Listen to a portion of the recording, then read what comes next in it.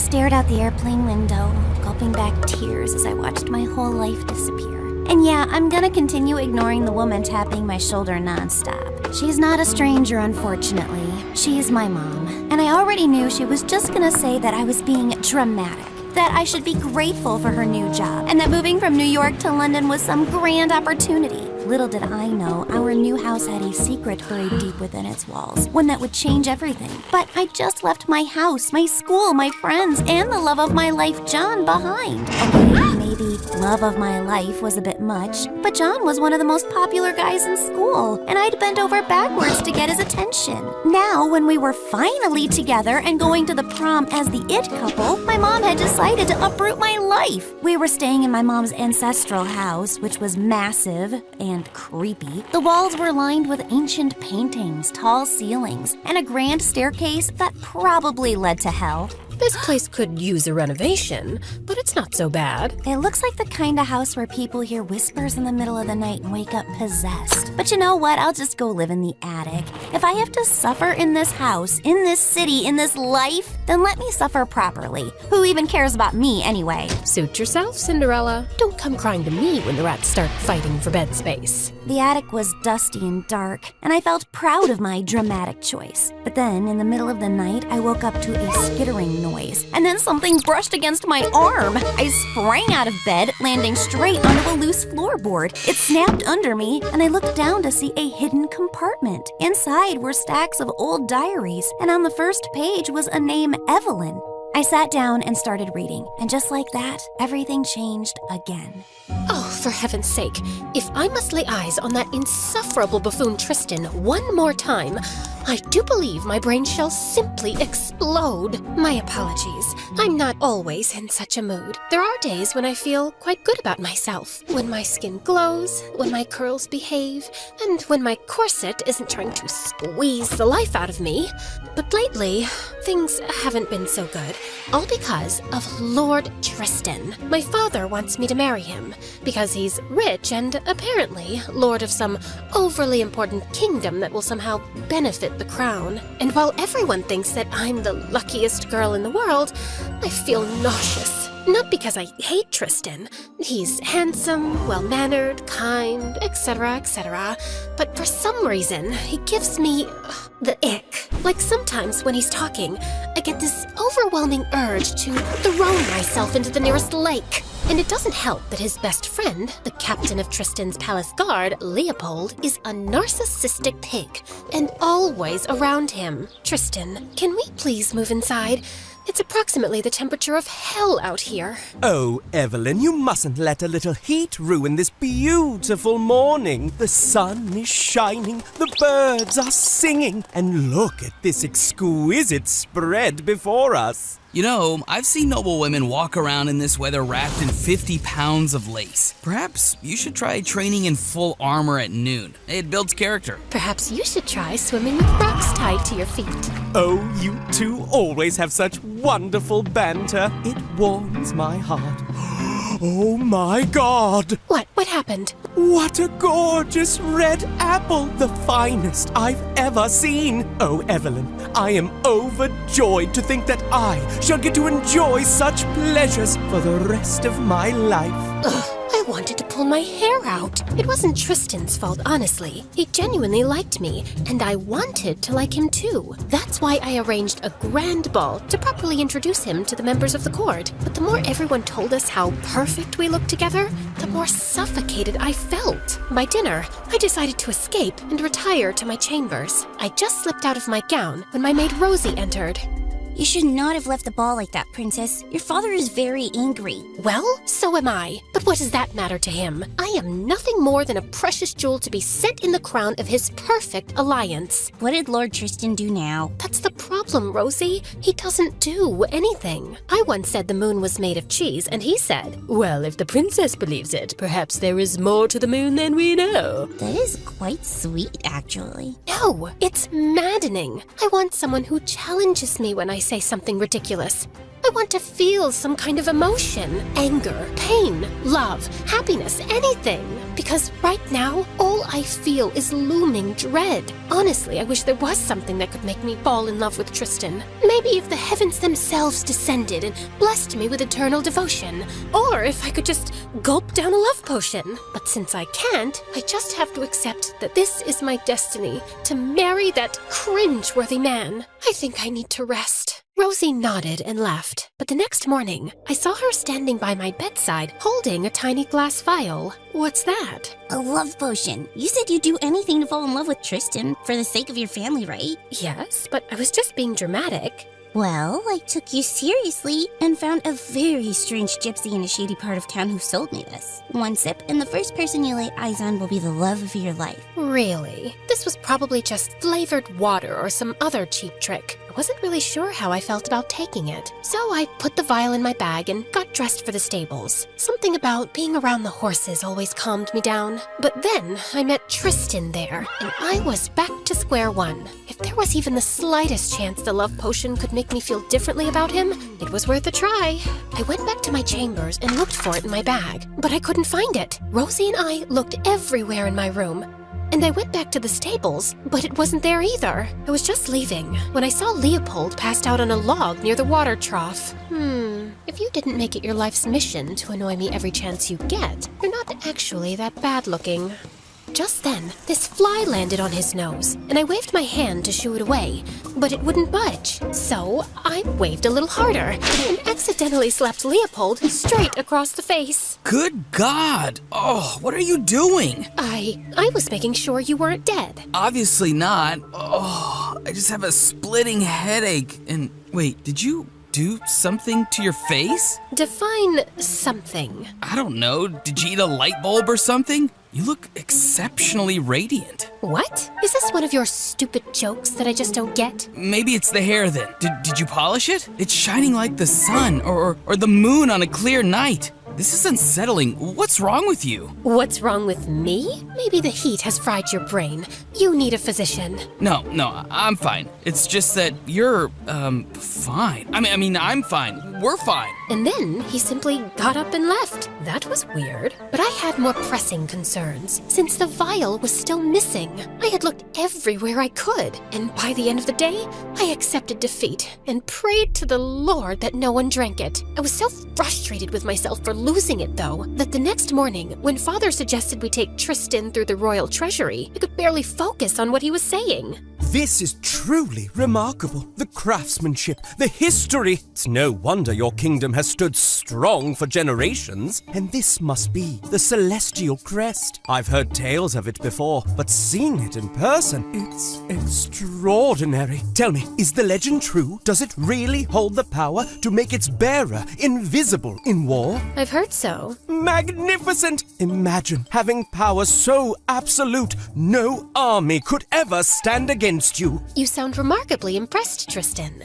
Perhaps you'd like to marry the crest instead. Oh, Evelyn, your humor truly makes my day. You know the only treasure I truly desire is you. I wanted to hurl, but instead, I continued walking. Suddenly, I tripped over the hem of my dress and went flying forward, but Leopold caught me just in time. Oh, watch where you're going, for heaven's sake. You'd get hurt. I'm fine. Relax. And since when did you start fussing over me? I'm not fussing, but you're marrying my best friend, and I'd rather he didn't have to take wedding photos with a wife missing teeth. Anyway, I think it's best you two continue. I have duties that need immediate attention. I didn't see Leopold the whole day. But then in the evening, I was in the wine cellar searching for my father's favorite bottle when he walked in. The moment he saw me, he turned to leave. But the door got stuck. What is wrong with this door? Nothing, except it opens from the outside. You shouldn't have closed it when you walked in. How was I supposed to know that? Hello? Can anyone hear me? Hey, I'm stuck here! Good God, Leopold, would you calm down? Rosie knows I'm here, and it's only a matter of time till she comes looking for me. Well, obviously we don't know how long that would be, and I can't spend another second here with you. Excuse me? I didn't know my company was that terrible. I don't mean to be rude, it's just that I can't be around your smell. That is rude. You're basically saying I have a bad smell? No, it's like lavender or roses. I'm not sure. I just mean that your scent is just intoxicating. It is lavender, and it's not toxic. Intoxicating and toxic are not the same thing. Have you ever tried this thing called reading? Wow, you really know how to talk to a lady. No wonder you have so many suitors lined up for you. I'm sorry. I don't know what I'm saying. I feel sick. My heart's racing, my stomach's in knots. You know, I felt the same way whenever I sat next to Princess Amara at banquets. I really hated her. I think that feeling is called loathing. Sounds more like infatuation. Just then, Rosie opened the door, and Leopold pushed past her and ran off. Leopold's behavior just got stranger over the next couple of days. If I entered the room, he'd make some stupid excuse and run away. If we crossed paths, he'd scrunch his face like I'd rolled in garbage. And if I tried talking to him, his lips would snap shut tighter than a clam. So one evening, when I spotted him in the training grounds, I decided to confront him. We need to talk. Silence. Leopold, I'm talking to you. Nothing. I said I'm talking to you. Look at me. Oh, Princess. Sorry, didn't see you there. Stop lying. I'm not. I'm just minding my own business. No, you're not. For months, you've been everywhere, hovering like a fly, making sarcastic comments, always finding a way to irritate me. And now suddenly, you can't even look at me? Why? I don't know what you're talking about. He started to leave, but I blocked his way. Could you move aside, please? Not until you tell me what's wrong. I can't. Why not?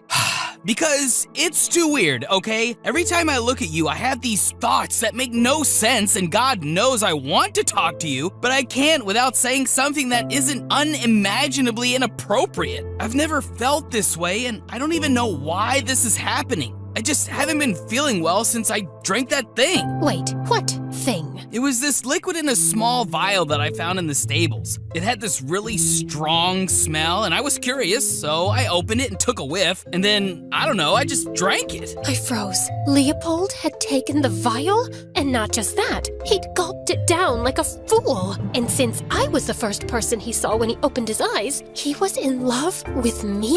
Oh my God, how stupid are you to drink a random liquid without a second thought? You idiot! It was a love potion for me so I could fall in love with Tristan and save my stupid engagement. Hold on, you don't love Tristan? I'm shocked. No, you're not. You probably saw this coming from a mile away. Oh, God, this is all my fault. I should have been more careful with that vial. If you hadn't found it, you wouldn't have drunk it. And now, since I'm the first person you saw when you woke up, you think you're in love with me, and Suddenly, Leopold stepped forward and grabbed my face between his hands. Evelyn, slow down. You need to tell me where you found this potion. Rosie bought it off some wandering gypsy. So she might also have an antidote, right? She could, except we don't know where to find her because she's wandered off. So how do we fix this? Maybe we can wait and see if the effects wear off on their own. And if they don't, what? I'm just gonna be in love with you forever? I have no idea. As Leopold and I were still grappling with all this, a dozen royal guards suddenly walked in and seized him. What do you think you're doing? I'm sorry, but the king's ordered us to arrest him. Arrest me? On what grounds? Leopold kept arguing, and I demanded to know more, but the guards just took him to the king, and I followed them shortly after. This morning, our celestial crest was taken from our chambers, and we have all reasons to believe that the thief is Lord Tristan. What? That's absurd. Tristan would never do such a thing. Yes, Father, there must be some mistake. We have a wounded guard who claims that Tristan demanded entry to the treasury. When the guard refused, he struck him unconscious and took the crest. We even found this royal crest bearing Tristan's insignia near the vault. There can be 1,000 pieces of evidence, and I still wouldn't believe that Tristan is a thief. That man is as honest as the gods above, and I will prove it. I will find him, recover the crest, and bring it back at any cost. And if you fail? Then you can have my head for it. No, let's find another deal. Fine, you have a week. The court fell silent as Leopold turned around and left. I really had no clue where the crest was, but I knew that Tristan wasn't the one who stole it. Leopold was a fierce warrior, but he was emotional and impulsive, and one wrong step could cost us the crest and Leopold's head. So I decided to go with him. Absolutely not. I don't have time to babysit you while I track down Tristan. Then don't. I can handle myself. I'm trained in sword fights, I know how to navigate dangerous situations, and I am also very good at dealing with people. Oh my god, is that a spider? Ew, ew, ew, kill it! And Leopold calmly flicked the spider off. You were saying? Ugh. Please, let me come with you. If I help bring Tristan and the crest back, maybe my father will finally see me as someone who is more than just his young, naive daughter. And maybe he'll listen when I tell him I don't want this engagement. Tristan and I are not meant for each other, Leopold. It's not fair to both of us to go through with this marriage. So if you won't do it for me, do it for him. Please. Don't look at me like that. It does something to my heart and I can't think straight. So that means I'm coming. Yes. Okay, fine. But if you slow me down, I will leave you behind. Funny, I was going to say the exact same thing to you. The moment Leopold agreed, I rushed off to pack my things. Before leaving, I instructed Rosie to tell everyone I was unwell from the stress and that no one was allowed in my chambers. Leopold and I got on our horses and left for the woods. By mid-afternoon, we finally stopped by a river stream to catch a break. What? Nothing. Just, I've never seen anyone look this elegant while drinking water. That's probably just the love potion speaking. Why can't you just take a compliment and say thank you? Well, in my defense, you've never really complimented me before. That's not true. I complimented you when you wore that green dress to the ball. You said I reminded you of freshly cut spinach. And everyone knows spinach is good for health. So it was a compliment. No, it wasn't. A compliment is when you tell a lady how her hair reminds you of silk, or how her eyes shine like the stars. And how when she smiles, she makes my world spin. I mean, the world in general, not necessarily mine. You get the point. I get that you're blushing. Bandits! Leopold grabbed my arm and pulled me toward the horses, but it was too late. We were already surrounded. He reached for his sword, but I stopped him. We don't fight them. We're outnumbered. You think I don't see that? Just trust me and follow my lead. Oh, saints be good. You fine gentlemen found us just in time. Fine, gentlemen. We're bandits. Hand over whatever you've got or we'll take it by force. Aye, we's just two poor, desperate lovers running from a cruel fate. Worked for a slave master we did, scrubbing his floors, polishing his boots, breaking our backs for nothing. So we ran, took his horses, a bit of gold and all. I elbowed Leopold. Thankfully, he caught the hint. 'Tis true! I just love me Moonflick so much. She made a thief out of me, you know how it is? A man'll do anything when he's in love, especially when she looks like a princess that fell straight from heaven. I mean, lass. Like a clumsy lass fell from heaven. But y'all don't look like no slaves to me. Fine outfits, curls in your hair. That's what ladies wear. I stole the clothes from the missus too. And what, just 'cause I'm poor, you think I don't deserve to look pretty? Ah, cruel world. I'm poor and you mock me. It feels like someone put a dagger through me heart. Oh, my darling, don't say that. If anything happens to you, I'll throw myself in the river. Fine, stop crying. Just give us the gold and horses and walk away. The horses too, but my two tiny feet can't walk no more. I already walked all my life. I carried water so heavy, it made my back all crooked. My cruel master always said, walk, girl, walk. Now you say it too? Will I never be free? Will my feet ever know rest? For heaven's sake, take the stupid horses too. Just get out of my sight, you pathetic fools. I hurriedly tossed the coin pouch at his feet, and Leopold and I scrambled onto our horses before the bandits changed their minds. It was getting dark, and we needed a place to camp.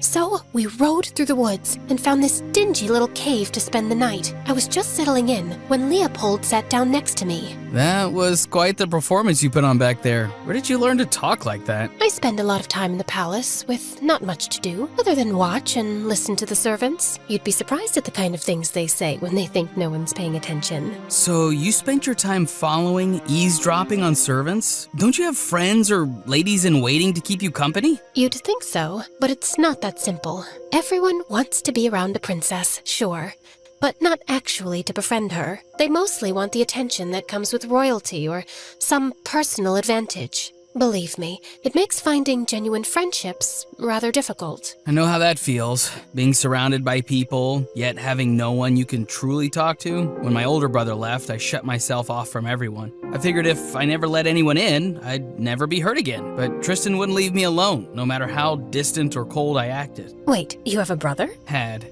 He's no longer with us. Oh, God, I'm so sorry, Leopold. Yeah, it was tough on the family, but eventually we moved on, and it's all good now. I am so sorry. I had no idea. God, are you crying? He's not dead, he's just not with us anymore. Like, he did something terrible and got kicked out of town. You're a mean little pig, Leopold. And I got up to leave, but Leopold stopped me. Don't go, please. I'm sorry. I couldn't help giving in, and we spent the rest of the night talking about life, family, and all the things I never imagined Leopold would open up about. For the first time, I realized there was so much more to Leopold than that hard, sarcastic exterior he wore. I couldn't stop thinking about him all night, so much that the next morning, I was still half asleep and dreaming of Leopold's lopsided smile when he woke me up. Evelyn, wake up. Ugh, what in the world is so important that you have to sound like a broken trumpet in my ear? It's Tristan's. I went off to gather fruit and saw this at the riverbank. He had to come through here. Maybe he's still close. Or maybe he's been eaten by wild animals, and that was the only thing they couldn't chew. There must be thousands of wild animals in here. There's no way Tristan would have survived alone. Must you always assume the worst? Also, you look oddly adorable with a bed head. Not that I'm noticing. Can you just trust me on this one, please? Until we find definitive proof of Tristan's fate, let's not bury him just yet. If you say so. But I got ready, and together we marched into the jungle. But minutes into the ride, I could tell this was a bad idea. This is ridiculous. We should head back and find another way. Let me take a crack at that map of yours. This is the only way. How do you know that? Because I've spent my life fighting battles, crossing enemy territory, and exploring uncharted lands. I know how to read routes better because... Because you're a man, right? Say it. Shh! Don't you shush me. And then I heard it too. A low, guttural growl. Before we could even process what was happening, a bear walked out from behind a bush. Stay still. If you don't move, it won't see us as a threat. Is that some genius survival trick? Stay still and die? Because that might just work. Could you just please keep... Before he could finish, the bear let out a deafening roar, and my horse panicked and bolted through the jungle. Leopold raced after me, struggling to control his own horse. We made it out of the forest and reached a half-broken rope bridge hanging over a deep gorge. Get down. We have to cross that on foot. And abandon our horses? No way. We don't have a choice. But that bridge is barely hanging on for dear life. And so will we if we don't move fast. As we heard the bears roar behind us again, we jumped off our horses and let them run off for their safety, then ran onto the bridge. But just as I reached the center, my boot got stuck between two planks. I was sure I was going to die right there when Leopold pulled out a knife, sliced my boot open, and yanked me free. Then he picked me up and sprinted. Just as we reached the other side, the bear lurched onto the bridge. Leopold immediately cut the rope. The bridge snapped, and the bear fell into the gorge below. That was exhilarating. What? Is this what you call an adrenaline rush? You must feel like this when you're in battle, right? I love this feeling. Are you serious right now? That bear could have eaten us up. We could have died. But we didn't. I mean, I might have sprained an ankle and maybe a little bit of a concussion, but apart from that, I feel fantastic. That's great. You know what I'm thinking? How could anyone be this attractive and stupid at the same time? Excuse me, but how am I the stupid one? Wasn't it your brilliant idea to venture into this deadly forest? I was the one who told you that it's dangerous. This was the only way out. I don't know that, because Because you didn't let me read the map, you manly man! Oh my god, I think I'm going mad. I knew getting you with me on this quest would be challenging, but you have surpassed all my expectations. And on top of all this, I'm in love with you because of this stupid potion, and it's exhausting. I'm constantly worried about you, and it's slowing me down. Oh, so I should just go back, right? Oh wait, I can't, because you cut off the bridge. I had to, or that bear would have eaten us. Leopold and I were in each other's faces by now, and the tension in the air was undeniable. His eyes shifted to my lips, and for a split second, I thought he was going to kiss me. And worse, I didn't know if I would stop him. This was the kind of spark I was looking for with Tristan, only it was with Leopold, and it was terrifying. So I tore myself away and forced my focus back on the journey. The rest of the walk wore me down. Leopold gave me his shoes, but with no horses and a steep climb, I was beginning to give up. But then suddenly, I saw smoke curling into the sky. Leopold saw it too, and we both started walking in that direction. As we got closer, we saw a camp. Men sat around sharpening weapons and laughing. We hid behind the tents and slowly made our way in. We shouldn't be here. We just need some food, so stay close and don't do anything stupid. Just then, I accidentally stepped on a dog's tail, and it started barking like a maniac. All heads snapped in our direction, and within seconds, men surrounded us with their swords drawn. We kept telling them we were travelers looking for a shelter, but they didn't believe us. And minutes later, this tall man stepped out of one of the tents. What's all that noise? Leopold, is that you? Leopold froze, like he'd seen a ghost. It is you! And look, you've brought a guest! How lovely! What are you doing here, Jeffrey? You swore to never step foot in the kingdom or any of its territories. No, that's no way to meet your brother. Come give me a hug. Hello, brother? Yes, this fine knight is my beloved brother. The same brother who once called me a petty thief.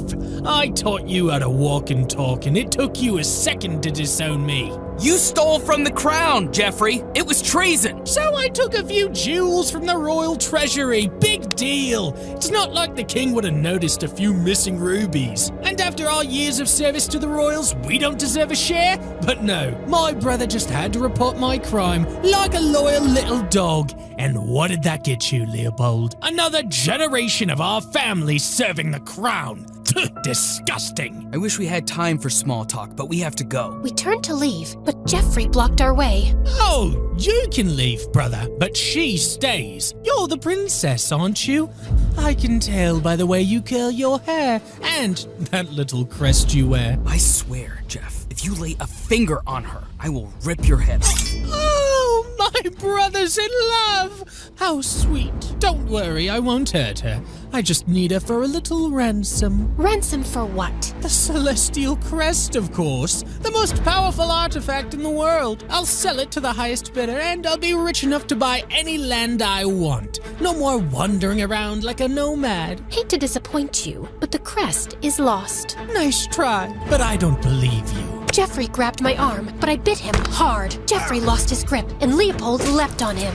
More men joined the fight, and Leopold fought fiercely, but he was outnumbered. I was beginning to lose hope when I saw Tristan walk in, with an army behind him. About time, my friend. Tristan smiled as he pulled out a sword and joined in. With him and his army by our side, it was only a matter of time before Jeffrey realized that he was losing and decided to retreat. But on his way out, he accidentally knocked Leopold over, who fell to the ground and hit his head. Leopold! Tristan and his army rushed after Jeffrey, but it was useless. He had already escaped. With no time to waste, we lifted Leopold onto a horse and left for the kingdom of Illyria, only a few miles away. And on our way, Tristan finally told me everything. The morning I left, I received word from my secret advisors that a dangerous group was after the crest and were about to attack the kingdom. I didn't know who ordered the attack or why this group wanted the crest. All I knew was that I had to keep you and the kingdom safe. So I took it upon myself to move the crest to the High Temple of Illyria, where it would be safest. After I was sure the crest was safe, I decided to track that group and put an end to their games. I just didn't know I'd find you two or Leopold's brother there. You should have told Leopold or my father. They could have helped you. I needed Leopold to be around you in case I failed in my mission. And as for the king, there wasn't much time to explain, and I didn't want to take the risk of anyone finding out that the crest was being moved. So I did what I had to do.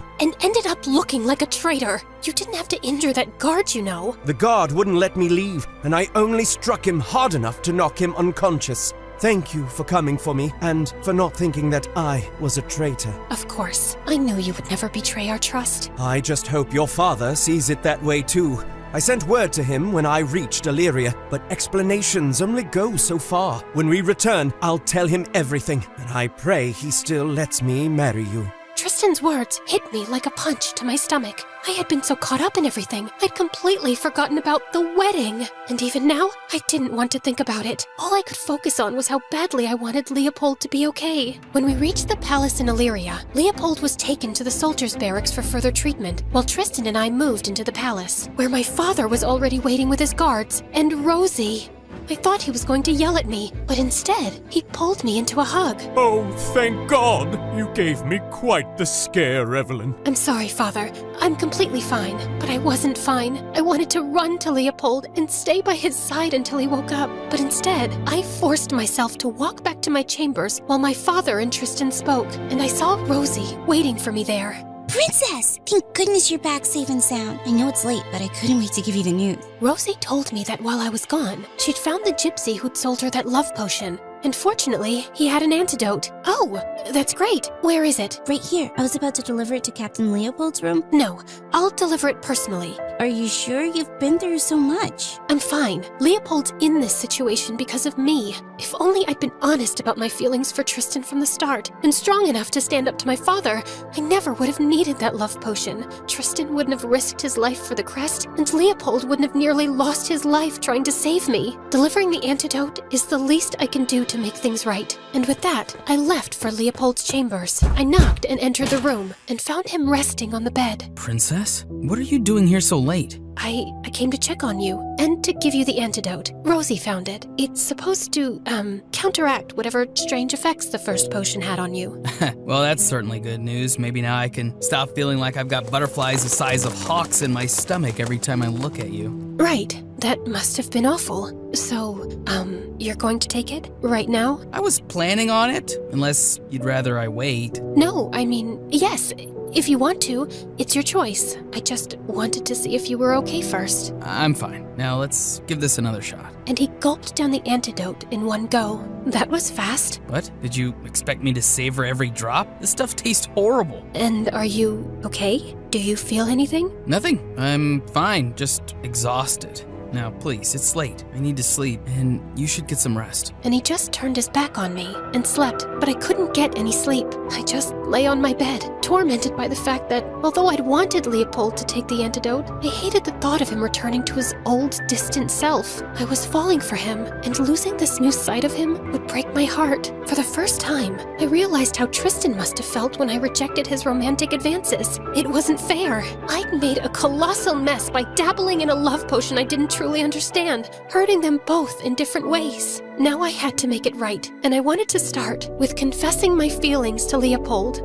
Leopold, I know you don't feel anything for me, and you probably don't want me here, but there's something, and before I could finish, there was a knock on the door, and Leopold sprang from his bed. That must be a servant. Hurry, hide under the bed. What? Why? Because you're in my room and someone could assume there's something going on between us. That's absurd. Just do what I'm saying. I crawled under the bed as Leopold answered the door. It was his friend Garrick from the King's Guard. Oi, Leopold. How you doing, mate? Hey, as good as new. You sure? The royal wedding's less than a week away. Yeah, so? So, I just want to make sure you're not weeping like a wet poodle over the princess anymore. That was just a phase. Let's go for a walk. I could use some air. A phase? You've been in love with the princess ever since you first laid eyes on her a year ago. Wait, what?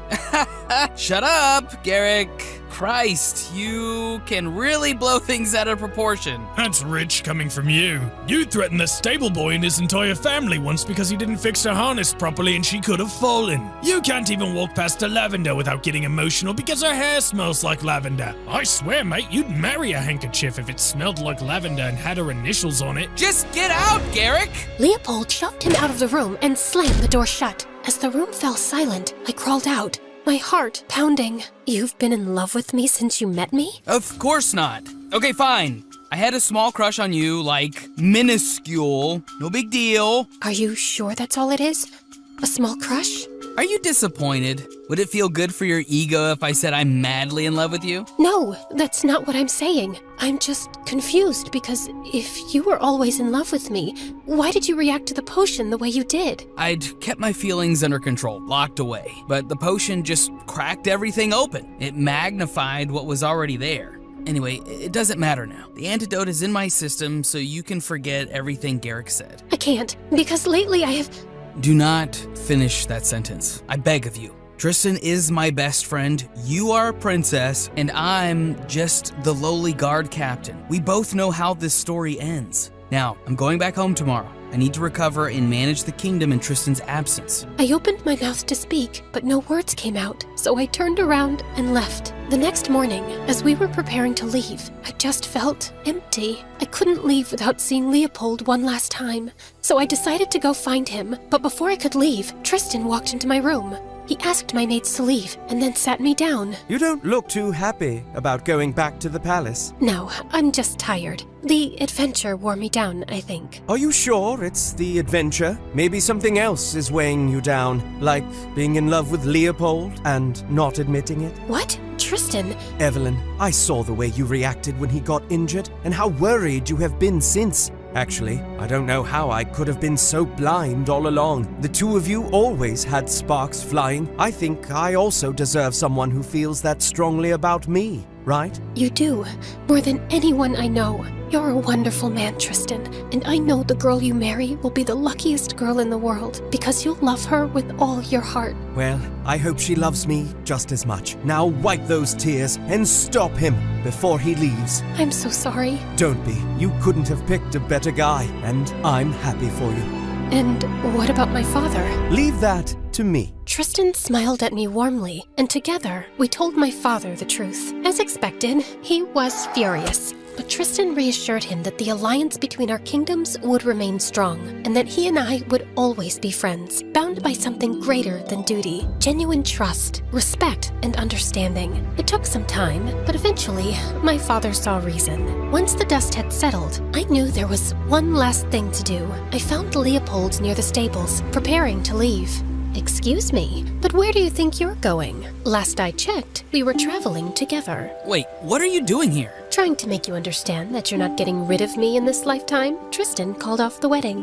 What? Why? Because he's smarter than you, nobler than you, and unlike you, he actually understands that my heart belongs to someone else. Please, be more specific. Oh, come on now. What does a lady have to do to get a kiss around here? Do I need to get another love potion? Don't even think about it. Leopold pulled me into a kiss, and everything started to make sense. The arguments, the banter, the way my heart reacted to him, and in that moment I knew it was always him. As I closed the diary, I couldn't help feeling warm and fuzzy thinking about Leopold and Evelyn. They risked everything for love, and here I was thinking prom and popularity were the most important things in the world. I wanted the kind of love they had, and maybe London wasn't the end of my story, but the beginning of a happy new adventure. Just then, Mom called for me. I ran downstairs and found her in the kitchen with breakfast ready. Are you still sulking? Because I made your favorite pancakes and got you this cool new bottle for your first day of school. What's so cool about it? It has a built-in harmonica, you know, in case you want to convert your dramatic sighs into actual music. Thanks, Mom. I like that. Also, I'm sorry I've been sulking so much. I was so stuck on my idea of the perfect life I had that I didn't stop to think that maybe change isn't the worst thing. Wow, did an actual teenager just admit she was wrong? Should I write this down? Don't push it. I'm sorry too, sweetheart. I should have been easier on you with the move. Maybe you'll find your John here. I hope so, although I pray he's better than him. To be honest, that guy always gave me the ick. The what now? The ick. And trust me, it's not something I made up just now. Turns out this phrase has been around for quite a while.